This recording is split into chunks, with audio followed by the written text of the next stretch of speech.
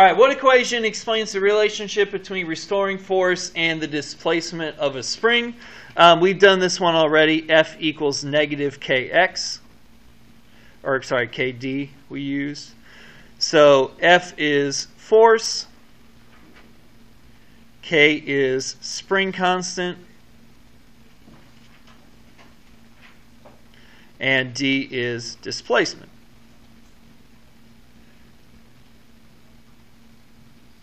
So how far from equilibrium it gets stretched? It's a good question. So what's up with the negative sign? So what's up with the negative sign is F and D are always opposites.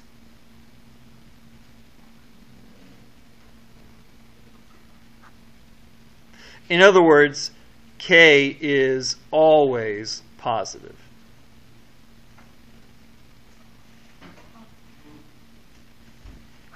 So this negative has to be gotten rid of somehow. Okay, you got to get rid of the negative somehow. You can do that by either having a negative force or a negative displacement. You cannot have a negative K. K will always be positive.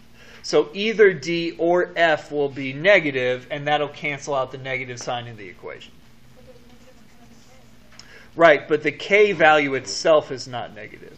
The negative is part of the equation. It's not part of K. Yeah. So it would be, yes, if it makes more sense to you, you can do it like this.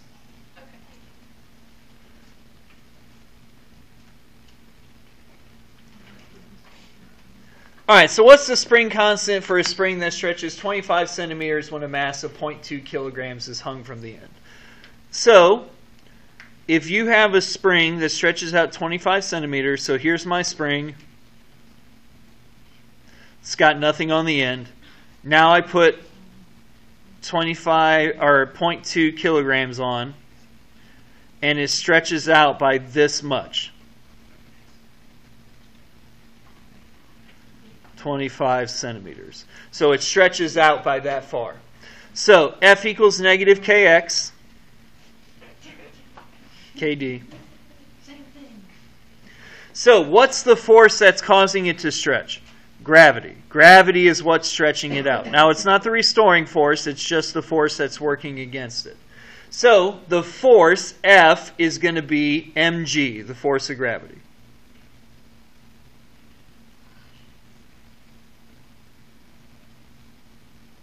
So the mass is 0.2, g is 9.8,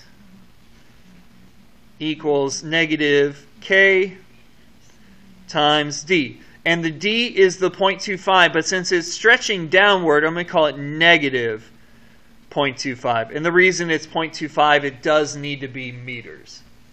Does need to be in meters. So all we got to do is multiply and divide. Multiply the 0.2 and the 9.8.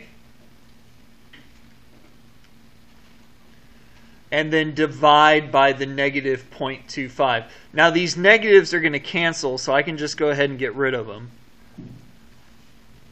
But I would multiply these two, divide by the 0.25.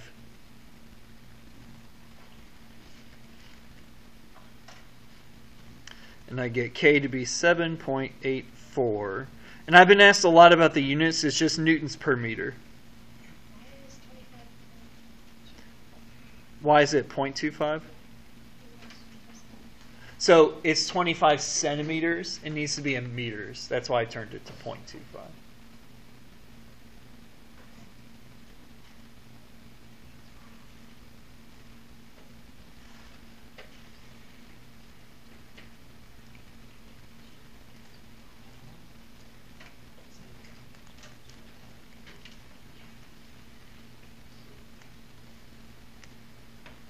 Okay. So this kind of gets us to a good stopping point here. So we'll talk about this part next time. We're going to talk about the equation for period of a spring. It's going to be very similar to period of a pendulum, so that won't be anything new here. We'll show how to solve it, and then next time we're going to do two practices. We'll do practice 1 and practice 2. Practice 1 will be on springs. Practice 2 will be on pendulums. And we'll kind of divide that up and work together on it. And kind of give you some practice on that. So this would be Yes.